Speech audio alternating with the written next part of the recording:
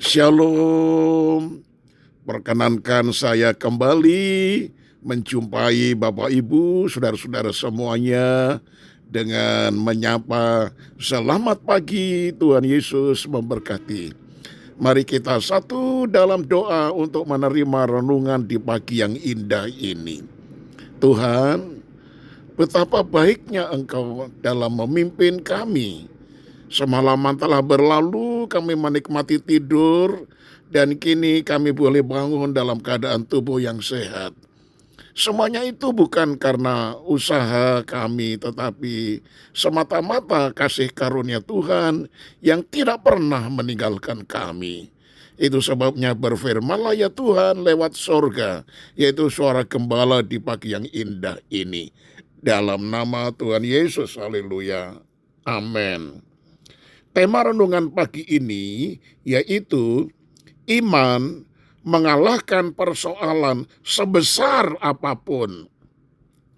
Terambil dari 1 Yohanes pasal yang kelima, ayatnya yang kelima juga, yang berkata demikian. Siapakah yang mengalahkan dunia selain daripada dia yang percaya bahwa Yesus adalah anak Allah? Haleluya. Nah saudara, dari 12 orang pengintai yang diutus Musa untuk mengintai tanah Kanaan, 10 orang diantaranya membawa kabar buruk. Kata mereka, negeri yang kamu lalui untuk diintai adalah suatu negeri yang memakan penduduknya. Dan semua orang yang kami lihat di sana adalah orang-orang yang tinggi-tinggi perawakannya. Juga kami lihat di sana orang-orang raksasa, orang enak yang berasal dari orang-orang raksasa. Dan kami lihat diri kami seperti belalang, dan demikian juga mereka terhadap kami. Bilangan 13 ayat 32 dan 33. Nah saudara, mereka sangat pesimis bisa masuk ke Kanaan. Adalah mustahil untuk bisa mengalahkan raksasa-raksasa. Demikian pikir mereka. Tetapi beda dua orang, yaitu Kaleb dan Yosua berkata, tidak, kita akan maju dan menduduki negeri itu, sebab kita pasti akan mengalahkannya. Bilangan 13 ayat 30. Nah saudara, apa yang timbul di pikiran jika mendengar kata raksasa? Yang kita bayangkan sosok makhluk tinggi besar dan sangat menakutkan. Ketika harus menghadapi Goliat, pahlawan bangsa Filistin yang tingginya 6 jengkal, 2 meter lebih, Raja Saul dan rakyatnya mengalami ketakutan yang sangat luar biasa.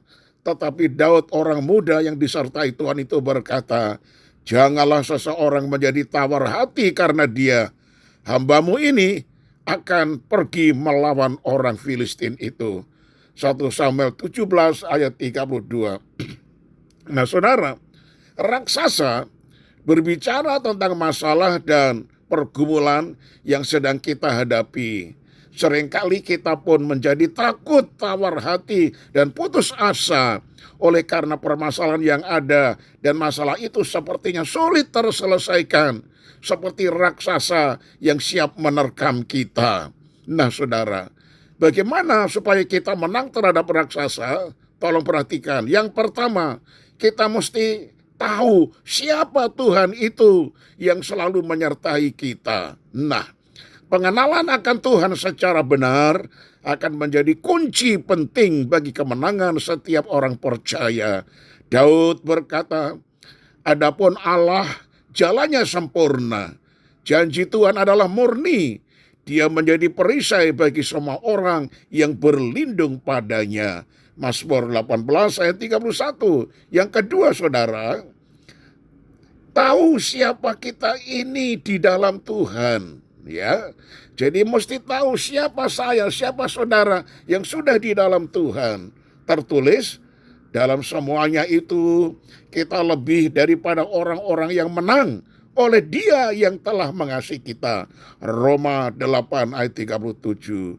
Oleh karena itu, segala perkara dapat kutanggung di dalam Dia yang memberi kekuatan kepadaku. Filipi 4 ayat 13. Akhirnya saya tutup dengan kalimat ini, saudara. Tak perlu takut menghadapi persoalan yang ada, karena kita memiliki Tuhan yang berkuasa, dan di dalam Dia kita lebih dari pemenang. Dan bersama Yesus kita dapat melakukan perkara-perkara yang besar. Nah, saudaraku yang kekasih, iman mengalahkan persoalan sebesar apapun. Amin. Tuhan Yesus memberkati kita. Mari kita satu di dalam doa. Tuhan, kami merasa rugi kalau kami tidak mengalami kemenangan ketika menghadapi persoalan sebesar apapun. Ternyata janji firman-Mu itu ya dan amin. Kami selalu kalah karena kami pesimis, seperti 10 pengintai yang selalu berpikir negatif. Oh, mereka tidak akan bisa mengalahkan para raksasa dan tidak akan mungkin masuk ke negeri perjanjian. Oh Tuhan, jadikanlah kami seperti Yosua dan Kaleb yang mempunyai pikiran positif, tidak fokus kepada yang dilihat mata, tetapi fokusnya adalah kepada kebesaran Tuhan yang menyertai mereka. Ajarkan kami tidak memandang kepada masalah-masalah yang berat, lalu kami takut, kami khawatir, dan kami merasa kalah. Ajar kami memandang Tuhan dan firman Tuhan yang berkuasa, beriman kepada Tuhan. Maka kuasa Tuhan akan menolong kami seperti Daud menghadapi Goliat yang besar. Daud berkata, kamu menghampiri aku dengan tombak dan tamengmu yang besar, tetapi aku menghadapi kamu dalam nama Tuhan. Langsung ketepilnya itu dilangsungkan, dan akhirnya itu batu yang licin masuk di jidat daripada Goliat dan masuk ke dalam kepalanya. Goliat roboh dan dikalahkan oleh Daud yang masih kecil. Terima kasih banyak Bapa. Ampuni sekali lagi kalau kami hanya melihat kepada masalah, lalu kami akhirnya mengalami yaitu kekalahan.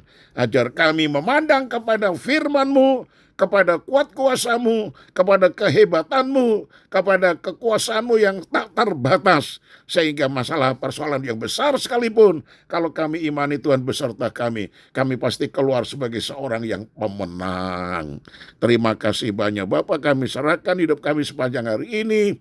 Jaga, lindungi, pelihara, pimpin kami Tuhan. Biarlah iman kami semakin bertumbuh, agar supaya kami semakin hari semakin dewasa, mempunyai pikiran positif seperti Kaleb dan Yosua. Terpujilah nama-Mu, dalam nama Tuhan Yesus kami sudah berdoa. Haleluya. Amin. Shalom saudaraku, tetap semangat, sampai berjumpa esok hari.